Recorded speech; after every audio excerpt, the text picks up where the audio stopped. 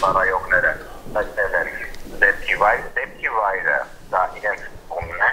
դիակը հայտնաբերվել է 19 կողում, հայտնաբերվել է նաև հրավեր են ատրճանակ, հանգամանքները պարզվում են, առաջիկային դրդրացուցիչ տեղեկատվություն կտրամադրվի։ Հիվանդը տեղափոխվել է այսօր ժամը 13:20-ից 13:30-ի սահմանում Գրիգորյան Արշակ Վարդևանի, տարիքը հստույկ չեմ կարող ասել այս պահի դրությամբ տվյալ չունեմ, ընդունվել է ծայրահեղ ծանր հոգեվարքային շրջանում, հիվանդի մոտ հնարավորինս ախտորոշվել է գլխի թափանցող միջանցիկ հրազենային վնասում, արյունահոսություն եւ նաեւ ագոնալ վիճակ։ Իհարկե փորձվել է հնարավորինս անել այն ամենը, ինչ կարող էինք, ինչի զորու էինք, կատարվել է սիրտոկային վերակենդանացում,